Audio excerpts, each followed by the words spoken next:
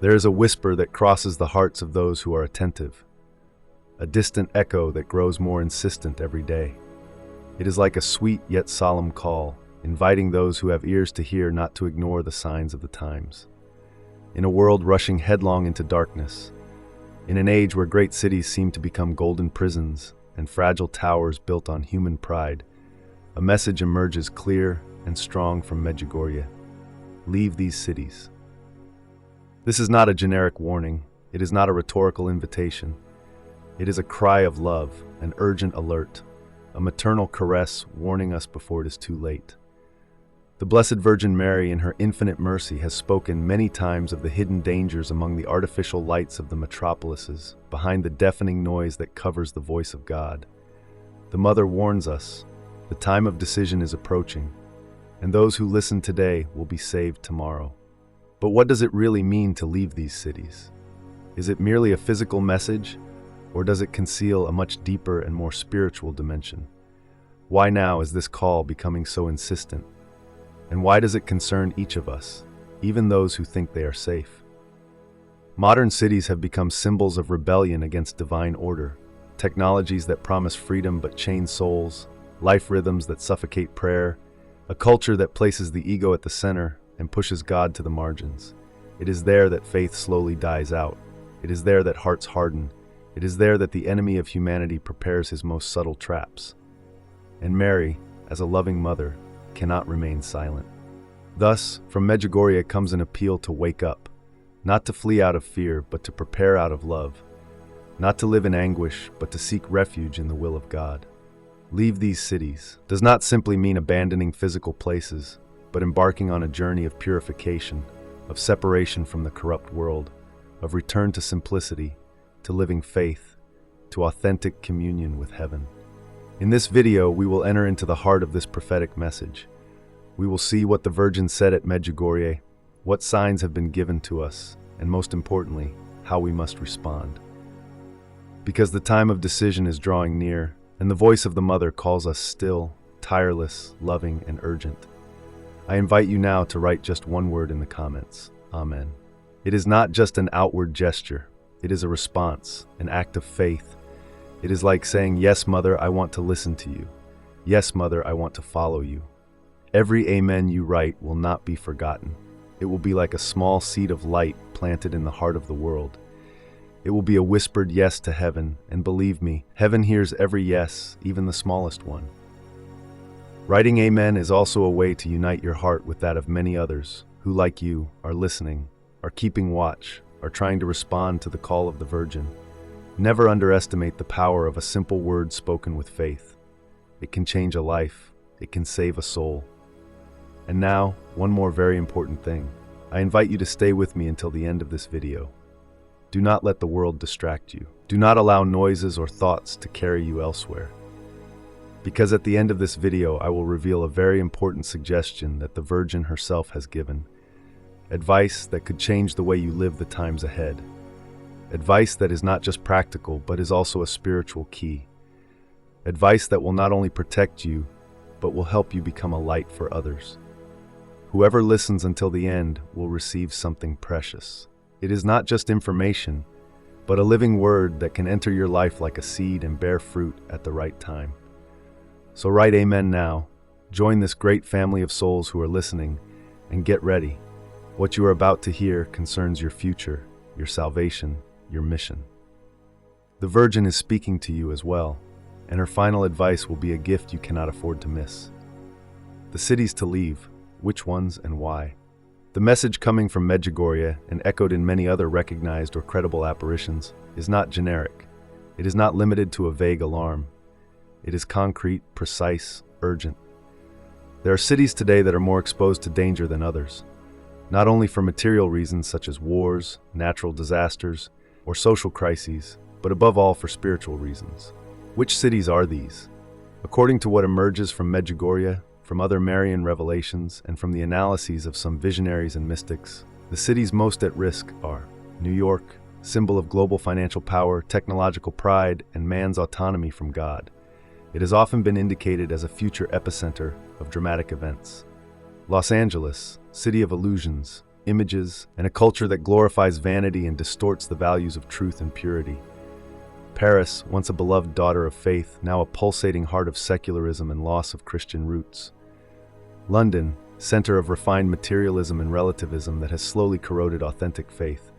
Tokyo, symbol of hypermodernity without God, where life becomes mechanical and the soul risks getting lost. Rome, even the eternal city, is not exempt.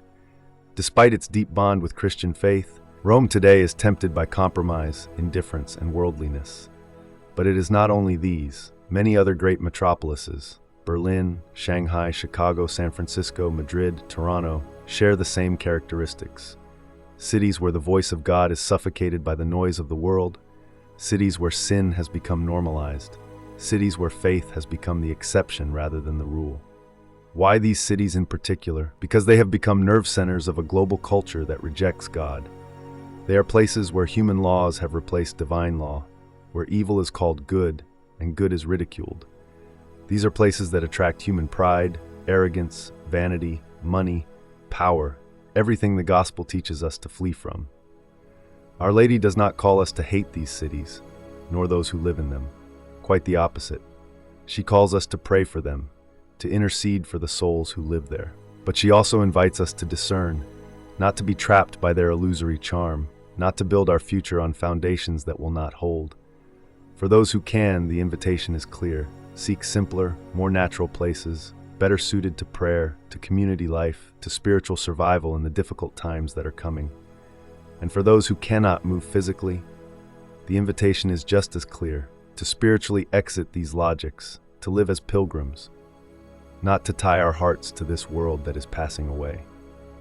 When Our Lady, in her messages at Medjugorje, invites us to leave the cities, her call goes far beyond a simple geographical or material recommendation. It is not merely a matter of physical places, of streets, of houses or neighborhoods. It is an invitation that touches the soul, that penetrates deep into the heart of those who want to listen seriously. Cities today have become powerful symbols of a world that has turned away from God. They are places where noise drowns out the silence of prayer, where artificial lights obscure the light of faith, where speed erases the time dedicated to the soul. It is not only about the danger of material catastrophes, which Our Lady has indeed mentioned in her messages, but about a spiritual decay that creeps into hearts, slowly and almost without us realizing it. Leave these cities means, above all, leaving a way of life. It means abandoning the illusion that security, happiness, salvation can be found in human works, in artificial systems built without God. It means rediscovering the truth. That our true home is in the heart of God, that our true citizenship is heaven, that our true protection comes only from fidelity to the divine will. Mary does not ask us to run away out of fear. She does not call us to flee in despair. She calls us to choose, to spiritually exit a world that seeks to swallow the soul, to reject the logics of power, money, and pride that govern so many lives. She calls us to abandon the world, in the gospel sense of the term, that mentality which opposes God, which denies the cross, which suffocates the truth. For some, this invitation may even materialize in a physical change, actually leaving large urban centers, seeking simpler, more natural places where the life of faith can be lived with more authenticity and fewer distractions. But for everyone, without exception, leaving the cities is a call to conversion. It is an invitation to leave Babylon, to abandon what corrupts the soul, to choose Christ every day instead of the world. Our Lady's words are clear, sweet, yet strong at the same time. Those who refuse to listen, who remain immersed in the frenzy and illusion of the great cities, will be exposed to terrible trials. It is not only about natural disasters which, as in many messages, have been prophesied, earthquakes, floods, famines. The real destruction will be spiritual. Far from God, without the strength of the sacraments and prayer, people will fall into despair, into deception, into violence. Evil will grow like a shadow in streets illuminated only artificially. In many cases, cities will become unlivable places, no longer centers of civilization, but deserts of souls. Those who listen instead, those who have the courage to leave, even if only inwardly, will be protected. Our Lady promises her maternal protection to those who respond with trust, who take refuge in her heart, who place the life of grace first. It is not too late, but the time to decide is rapidly shortening. Now more than ever, we are called to choose which side to stand on, where to take refuge, and how to prepare. Our Lady, through her messages at Medjugorje and in other apparitions, never leaves her children without a way of salvation. She does not merely call us to leave the cities. She calls us to find safe refuges, to build small oases of faith, to form communities where God is at the center and where charity is the supreme law. The true refuge is not only a physical place, though that is also important, but first and foremost a spiritual refuge, the Immaculate Heart of Mary.